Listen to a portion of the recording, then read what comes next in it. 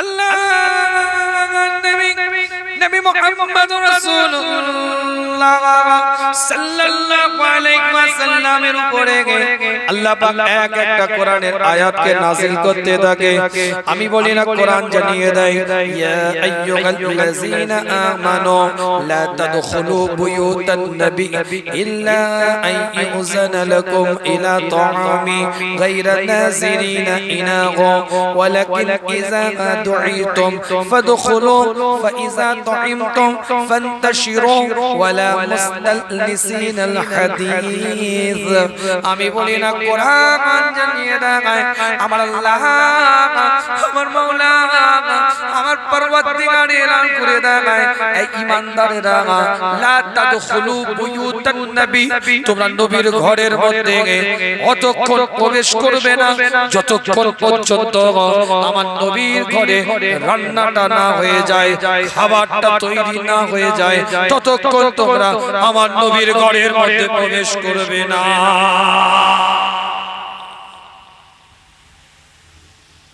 কারণ বাড়িতে খানা হচ্ছে, খবর পেয়ে 3 ঘন্টা আগে থেকে পাইচারি দিচ্ছি, কখন হলো রে, কখন হবে রে, কখন খাওয়াবি রে, করি না কিছু। আবার একটু এরকম সমাজে একটু দাদা দাদা ভাব, এলাকায় একটু কথার প্রাধান্য আছে, তোর বাড়িতে এই জন্য খেতে আসেনি, এত দেরি কেন? কি কথা ঠিক না? দেরি যখন হবে দাওয়াত করতে গেছিলি কেন? এরকম করছিস কেন? এরকম আমাদের সমাজে হয় না, না হয় না। আল্লাহ ডাইরেক্ট কোরআন দিয়ে বলছে, ঘরেই ঢুকবি না নবী যতক্ষণ রান্না না হয়। আরে কমেন্ট তো ঘরে ঢুকে কেউ করে ফেলতে পারে, দেরি হচ্ছে কেন? ঘরেই যাবি না, মুস্তাফার ঘরে রান্না যতক্ষণ না হয়। আর কতক্ষণ বসে থাকবো? কি করছো ভাবি? কিছু পাকা লোক থাকলে তোমার এখন রান্না হলো না, কি ভাই কথা ঠিক ছিল? একটু খাহু দেন, কথাগুলো যদি ভুল বলি বলে, বাস্তব এরকম হয় তো। আল্লাহ এক্সেপশনাল করছে, নবীকে ব্যতিক্রম করছে, সাধারণের সাথে মিলাবে না, মুস্তাফা ব্যতিক্রম। আরে ঘরেই ঢুকবি না যতক্ষণ রান্না না হয়।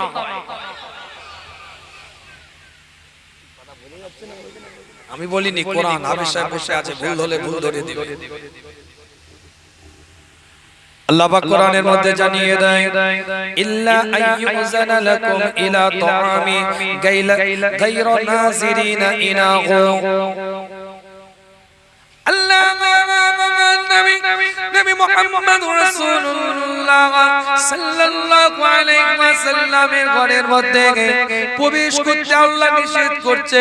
যতক্ষণ পর্যন্ত রান্না না হয়, যতক্ষণ পর্যন্ত খাবারটা না পাকিয়ে দেওয়া হয়, যতক্ষণ পর্যন্ত মুস্তাফা প্রস্তুতি না নেয়, যতক্ষণ পর্যন্ত মুস্তাফা প্রস্তুতি অবস্থায় না থাকে, আল্লাহ কোরআন দিয়ে আবার জানিয়ে দেয়, ওয়ালাকিন ইযা দুঈতুম ফাদখুলু, যদি তোমাদেরকে নবী ডাকে, যদি তোমাদেরকে রাসূল ডাকে, ওয়ালাকিন ইযা দুঈতুম, যদি তোমাদেরকে নবী ডাকে, ফাদখুলু, তাহলে তোমরা প্রবেশ করবে।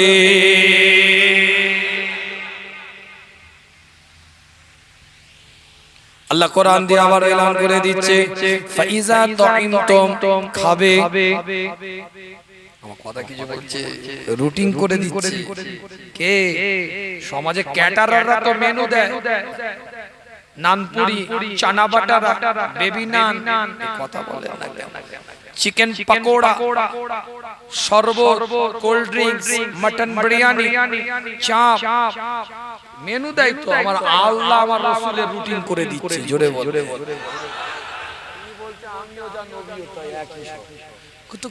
দূর থেকে ঢিল মেরে মেরে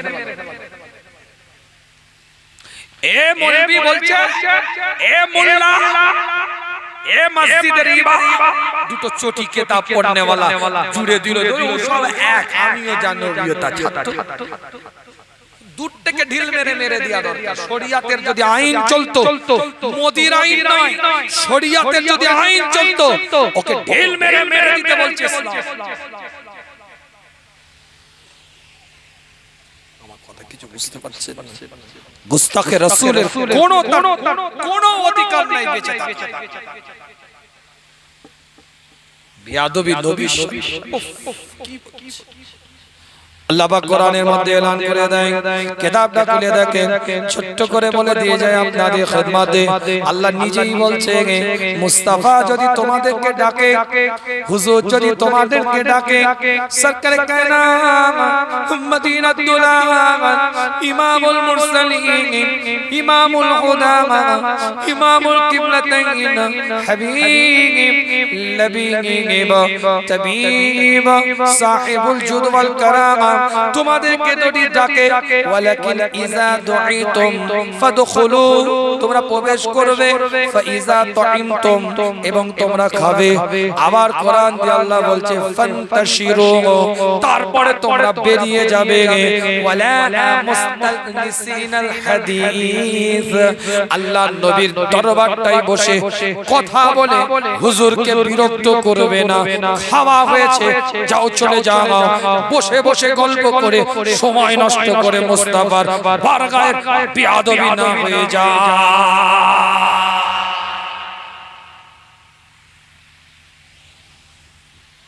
রান্নার প্রশংসা করতে করতে 20 মিনিট ধরে খেলাল করছে। সুন্দরী যদি দু চারটে রমণী থাকে তাহলে ঘর থেকে বেরো না মুশকিল। খাবে কি রে পাগলা, ওকে দেখতে দেখতে টাইম পাস করে কি বে কথা ঠিক। দু চারটে রোগী যদি পেয়ে যায় হয়ে গেল, খাওয়ার থেকে দেখবে। ব্যাখ্যা ভুল নেবেন না, উদাহরণ দেওয়ার জন্য কথাগুলো বলছি আপনাদেরকে। বাস্তব জিনিসটাকে একটু ফুটিয়ে তোলার জন্য, বাস্তব জিনিসটাকে বোঝাবার জন্য যে মুস্তাফা সাধারণ নয়, মুস্তাফা অসাধারণ, মুস্তাফা আপনার আমার মতন নয়, মুস্তাফা মুস্তাফার মতন, মুস্তাফা আপনার আমার মতন নয়। মুস্তাফার সম্মান আপনি আমি নয়, আমার আল্লাহ দিয়েছে। এটা আকলে নিতে হবে, জ্ঞানে নিতে হবে, বিবেকে নিতে হবে, বুদ্ধির মধ্যে আনতে হবে। সেই নবী, সেই মুস্তাফা, সেই সরকারে কায়নাতের বিলাদত, মুস্তাফার আগমনকে কেন্দ্র করে হুজুরের বিলাদতের মাসে ঈদে মিলাদুন নবী, বিশ্ব নবী দিবস আল্লাহ কোরআন দিয়ে আবার জানিয়ে দিচ্ছে। কত সুন্দর কোরআনে আল্লাহ এলান করে দিচ্ছে, একটু চিন্তা করেন। পরিষ্কার কোরআন তার ভাষার মধ্যে দিয়ে এলান করে, ইন্না যালিকুম কানা ইউজিন নবী ফায়াসতাহি মিনকুম ওয়াল্লাহু লা ইস্তাহি মিনাল হক। আল্লাহ কোরআন দিয়ে বলছে পরিষ্কার করে যে আমার নবী তোমাদেরকে চলে যেতে বলতে লজ্জা বোধ করবে, বের করে দিতে লজ্জা লাগবে। হুজুর বলতে পারবে না, যদি তোমরা বসে বসে গল্প করো, তোমরা যদি বসে বসে আলোচনা করো, নবী তোমাদেরকে বের করে দিবে না, বের করতে লজ্জা বোধ করবে। আমি আল্লাহ তাই আগে থেকে বলছি, খাবি ওখানে থাকবি, নবী ডাকলে যাবি, খাবি পেরিয়ে যাবি, নবীর দরবারে বসে সময় নষ্ট করবি না। আমি আল্লাহ আমার হক থেকে তোদেরকে এলান করে দিলাম।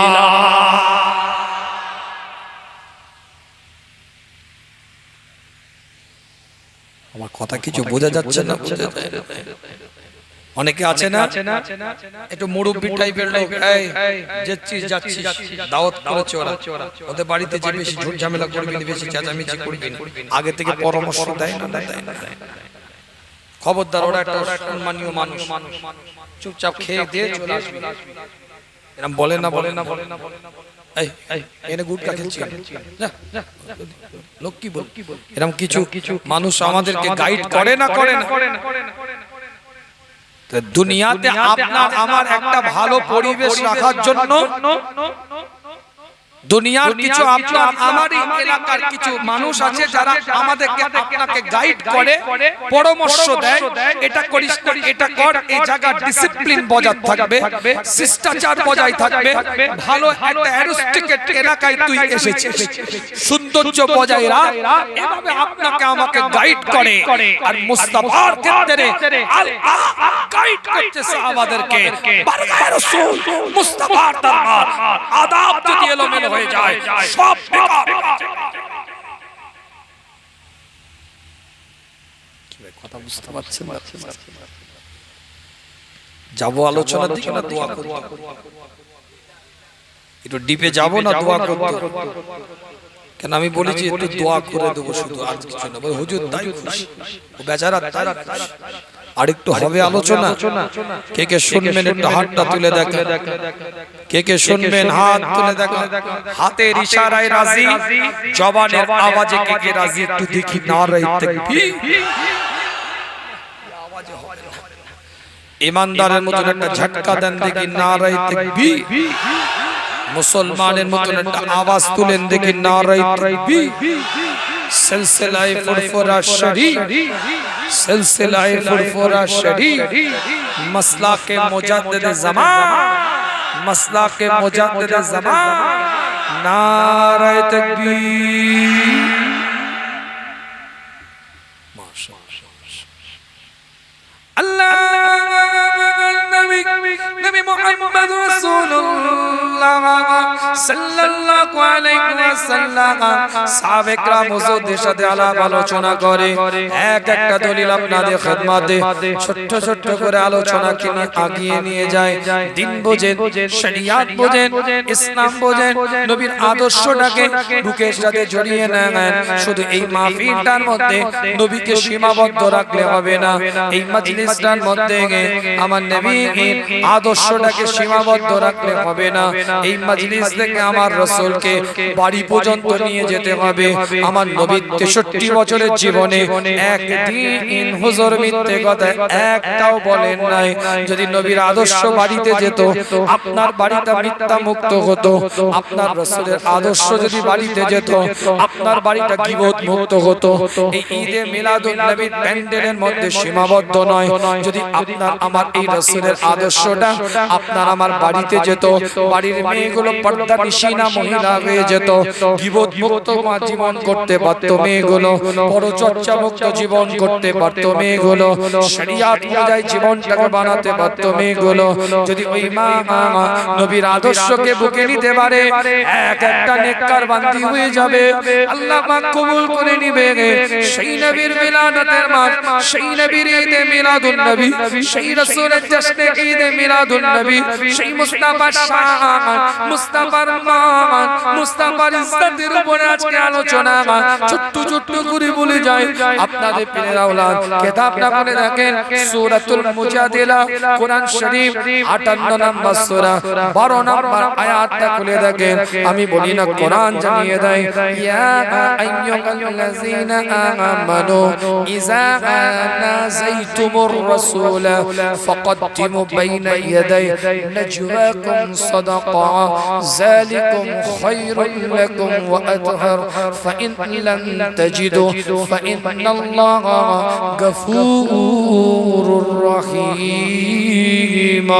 আমি বলি না, কোরআন এলান করে দেয় এক একটা পয়েন্টের উপরে আলোচনা, মুস্তাফার শান নিয়ে আলোচনা, তাজেদারের সালামের শান নিয়ে আলোচনা, মদিনাতুল আলের শান নিয়ে আলোচনা, ইমামুল মুরসালিনের শান নিয়ে আলোচনা, ইমামুল হুদার শান নিয়ে আলোচনা। আমি বলি না, কোরআন জানিয়ে দেয় এই ঈমানদারেরা, ইযা নাজাইতুমুর রাসূলা ফাকদ্দিমু বাইনা ইয়াদাই নাজওয়াকুম সাদাকা। তোমরা নবীর সাথে যখন দেখা করতে যাবে, মুস্তাফার সাথে যখন সাক্ষাৎ করতে যাবে, এক্সক্লুসিভ অ্যাপার্টমেন্ট যখন নেবে, একা একই যখন কথা বলতে যাবে নবীর বারগাহে, মুস্তাফার বারগাহে, আমি আল্লাহ এলান করে দিলাম, তোমরা নবীর বারগাহে কথা বলার আগে দান করবে, খায়রাত করবে, সাদকা করবে, গরীবদেরকে আগে বন্টন করবে, তারপরে নবীর বারগাহে গিয়ে হুজুরের সাথে কথা বলার জন্য এগিয়ে যাবে।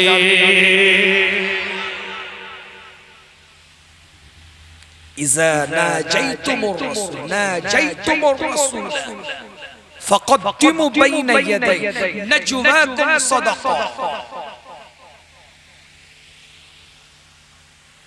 আমি হুজুর গাড়িতে উঠতে যাচ্ছি, আপনি পিছন দিক থেকে বললেন হুজুর একটু কথা আছে সাইডে আসেন।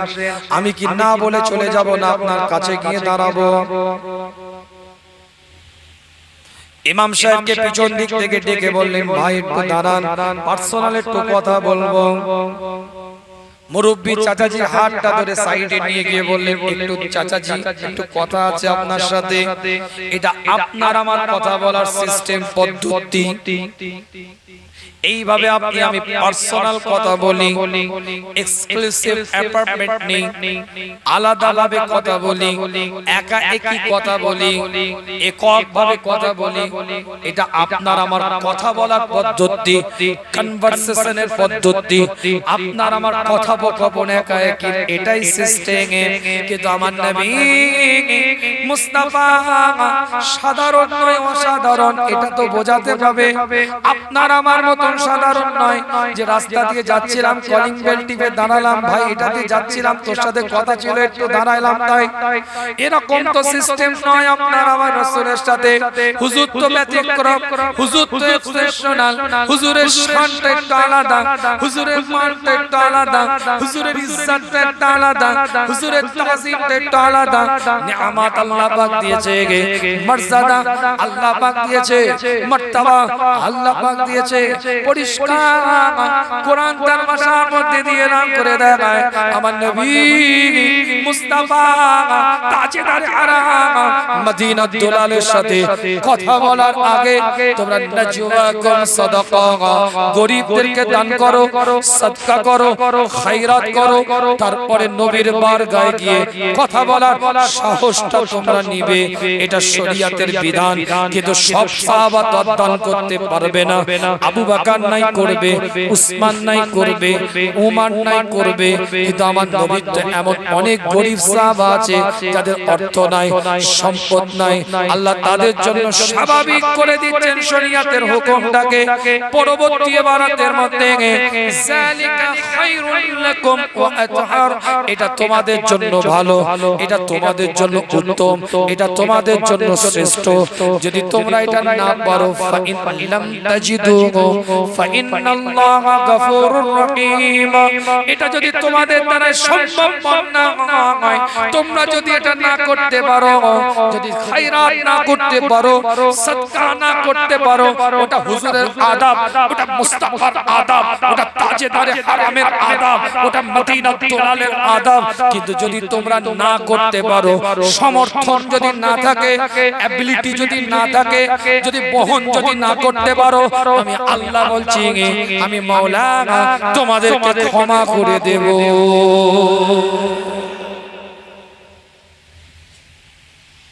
যেটুকুন আলোচনা করেছি, এক সেকেন্ডের জন্য ফালতু কথা বলেছি? প্রত্যেকটা দলিল যে কোটেশন ভিত্তিক কথা বলেছি।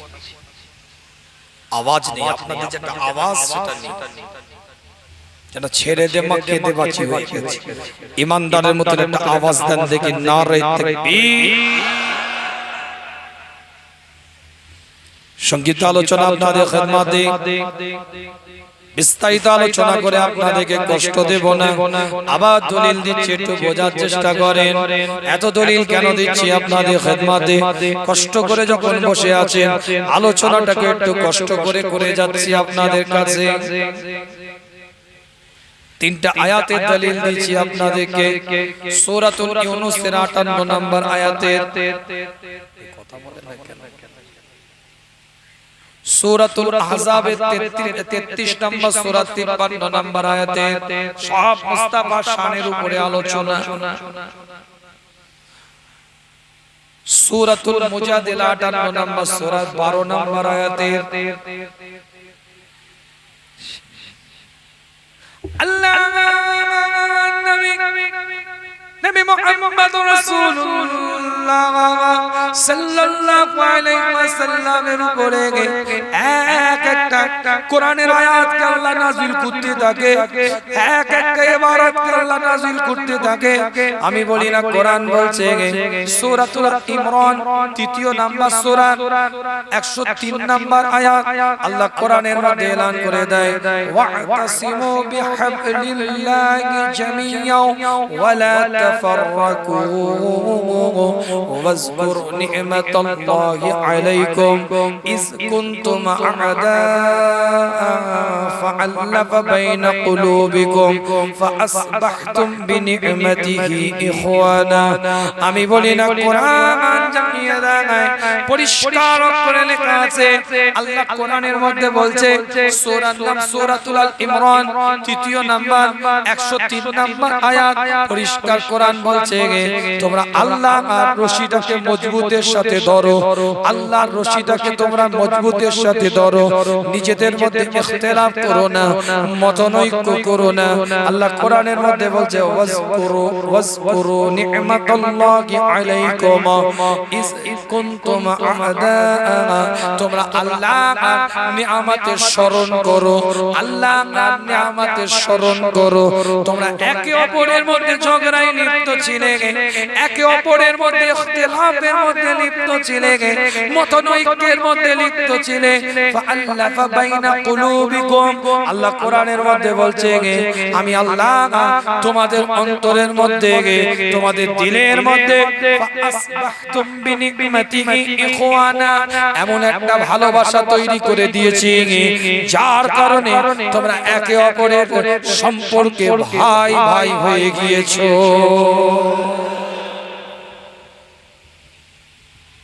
আয়াতটা খুব ডিপ আলোচনা, কিন্তু একটু মনোযোগ দিলে বুঝতে পারবেন বর্তমান সিচুয়েশনের উপরে আয়াত। বলবো না, ছেড়ে দেব। প্রথমে আগে সাদা মাটা বাংলা ভাষায় বুঝে নেন কথা, একদম বাংলা ভাষায় কথাটা মানেটা অর্থটা বুঝেন। আল্লাহ ঈমানদারদেরকে বলছে যে আমার রশিটাকে মজবুতের সাথে তোমরা ধরো, নিজেদের মধ্যে দলাদলি করো না, আল্লাহর নিয়ামতকে স্মরণ করো, যে নিয়ামতের দ্বারা তোমরা নিজেদের মধ্যে দলাদলি ছিলে, মতানৈক্য ছিলে, সম্পর্কের মধ্যে বিশৃঙ্খলা ছিল, দূরত্ব ছিল, সেটা আমি আল্লাহর নিয়ামত দিয়েছি বলেই আজ সেটাই তোমরা ভাইয়ে ভাইয়ে সুসম্পর্কই ভালোবাসায় লিপ্ত হয়ে গেছো। মুফাসসিরিনরা বলছে, খুব ভালো করে বুঝবেন, যে যুগটাতে আমার রাসূল পৃথিবীতে এসেছেন সেটা একটা জাহেলিয়াতের যুগ, অজ্ঞতার যুগ, মূর্খতার যুগ, ডার্কনেস টাইম। যে যুগটা সম্পর্কে কোরআন জানিয়ে দিচ্ছে 164 নম্বর আয়াত সূরাতুল আল ইমরানের, ওয়া ইন কানু মিন ক্বাবলু লাফি দালালিম মুবিন, কোরআন জানিয়ে দিচ্ছে যে যুগটা সম্পর্কে, যে প্রকাশ্য পথভ্রষ্টতা, প্রকাশ্য ওপেন পথভ্রষ্টতা যে যুগটার মধ্যে চলতো, সেই যুগে আমার রাসূল দুনিয়াতে এসেছে। বুকে হাত দিয়ে বলেন, একটা মানুষ যদি তার নিজের মেয়েকে, কন্যা সন্তানকে জীবন্ত কবর দেয়, তাহলে পরে ছেলের প্রতি তার দরদটা কতটা থাকবে? সে তো নিজের বাচ্চাকে মার্ডার করছে, তাহলে পর ছেলের প্রতি তার দরদ থাকার কথাই নয়। কথা বোঝা যাচ্ছে? পরের বাচ্চার প্রতি, পরের অপরের সন্তানের প্রতি, ভাইয়ের প্রতি, বোনের প্রতি দরদ থাকাটাই তো কোনো অ্যাঙ্গেলে মেনে নেওয়া যাবে না। দরদ থাকবে যে তার মেয়েকে মার্ডার করছে। আল্লাহ কোরআনের মধ্যে বলছে যে আমি আল্লাহ পৃথিবীর বুকে তোমাদেরকে রাসূল দিয়েছি, এই রাসূল হচ্ছে তোমাদের জন্য নিয়ামত।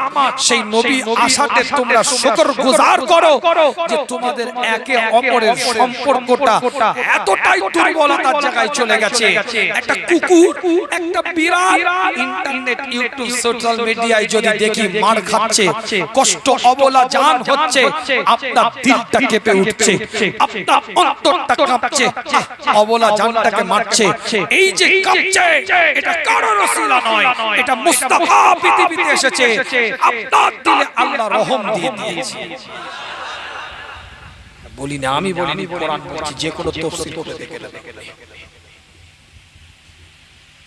কাউকে চিনেন না, জানেন না, রাস্তায় ফট করে স্লিপ করে পড়ে গেছে, 5টা বোতল দিয়ে গিয়ে পানি ঢালছে, রহম।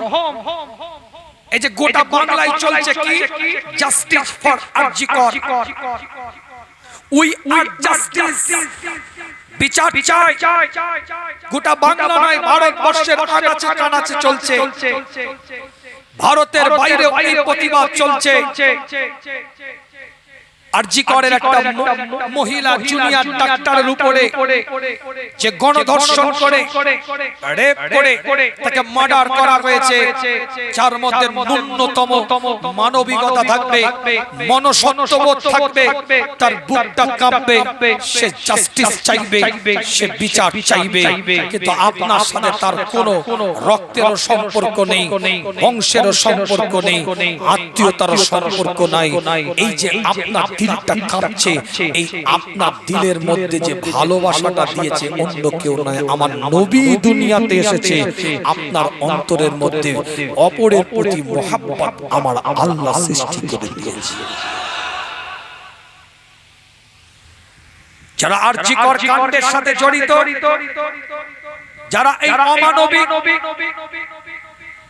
কার্যকলাপের সাথে জড়িয়ে আছে, তাদেরকে দৃষ্টান্তমূলক শাস্তি দেওয়া হোক।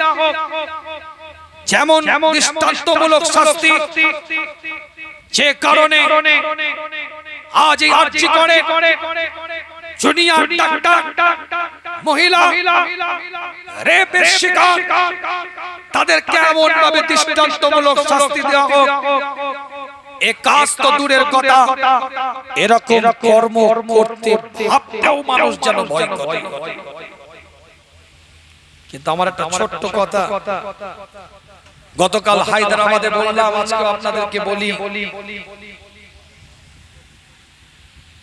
ছোট্ট করে আমার যেটা মনে হয়, ত্রিপুরার বুকে একটা খ্রিস্টান মেয়েকে রেপ করা হয়েছিল, গণধর্ষণ করা হয়েছিল, গায়ের মধ্যে আগুন লাগিয়ে গ্রামের মানুষের সামনে তাকে ছোটানো হয়েছিল। সেদিন যদি ওই খ্রিস্টান মেয়েটা ত্রিপুরার বুকে, আপনার কি বলে মণিপুরের বুকে খ্রিস্টান ওই মেয়েটা যদি বিচার পেত, আজ আরজি করের আমার এই মনটাকে এদিন হয়তো দেখতে হতো না। গতকাল হায়দ্রাবাদে বলেছিলাম, আজ বলে যায় আপনাদেরকে স্পষ্ট ভাষা দিয়ে, গুজরাটের বুকে বিলকিস বানু গ্যাংরেপের শিকার, গণধর্ষণের শিকার।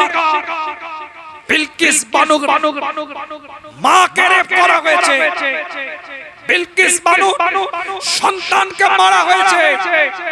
সেদিন যদি বিলকিস বানুর রেপিস্টের গলায়, সেদিন যদি ওই ধর্ষকদের গলায় মালা না দিয়ে, জেল থেকে বের না করে যদি ফাঁসির দড়িটা গলায় দেওয়া হতো, আজ হয়তো এই দিনটা আরজি করে মনটাকে আমাকে দেখতে হতো না। কাশ্মীরের বুকে আসিফা নাবালিকা বোন গ্যাং রেপের শিকার, গণধর্ষণের শিকার, গরম রোডে তার লজ্জার স্থানে তার পেশাবের জায়গা দেওয়া হয়েছিল, মারা হয়েছিল। আসিফা যদি বিচার পেত, আজ এদিন দেখতে হতো না। তাবরেজ আনসারী যদি বিচার পেত, আজ এদিন দেখতে হতো না। আফরাজুল যদি বিচার পেত, আজ এদিন দেখতে হতো না। আখলাক যদি বিচার পেত, আজ এদিন দেখতে হতো না। সাদকাতুল্লাহ আসামসুলের ইমামের ছেলে, সে যদি বিচার পেত, আজ এদিন আমাদের দেখতে হতো না। বিচার বিগত দিন যদি দৃষ্টান্তমূলক দিত, আজ কাউকে আরজি করার জন্য জাস্টিসে বেরোতে হতো না। এই তাদেরকে বিচার পেয়ে যেত। আমরা জাত দেখি না, ধর্ম দেখি না, সম্প্রদায় দেখি না, রিলিজিয়াস দেখি না, আমরা মানুষ দেখি।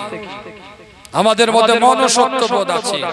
আমাদের কোরআন বলছে, আমি রাসূল পাঠিয়ে তোমাদের দিলের মধ্যে ভালোবাসা তৈরি করে দিয়েছি। সেই ভালোবাসার তাগিদে আমরা মানুষকে ভালোবাসি। আল্লাহ আমাদের সকলকে কবুল করেন। আলোচনা বাড়াবো না, যা আলোচনা করেছি লোড নেন, প্রেসক্রিপশন বাড়িতে নিয়ে যান, ডোজ অনুযায়ী ট্রিটমেন্ট চালান, তবে রোগ ভালো হবে। কথা ঠিক না?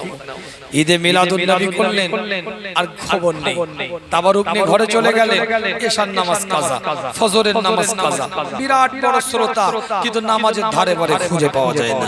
আজও জলসা চলছে, পাবজি চলছে আরেক জায়গায়, ফ্রি ফায়ার চলছে আরেক জায়গায়, ড্রিম 11 চলছে আরেক জায়গায়, বেশ্যাখানার থেকে খারাপ পরিবেশ এই পাবজির পরিবেশ, ড্রিম 11 এর পরিবেশ। এই পরিবেশ আপনার মনের থেকেও খারাপ। এলাকার মানুষ যদি প্রতিবাদ করে উৎখাত না করতে পারে, সমাজের পরবর্তী প্রজন্ম ধ্বংসের দিকে চলে যাবে। কথা বুঝতে পারছেন? প্ল্যাটফর্ম তৈরি করেন, বিরোধী করেন, একসাথে গ্যাং করে তাদের বিরোধিতা করেন। আল্লাহ আমাদের সকলকে কবুল করেন। আসেন নবীর সামনে দাঁড়িয়ে একটু সালাত ও সালাম পাঠ করব। আগে এসে সকলে পরিবেশটা ঠিক করে নেন। ইয়া নবী সালাম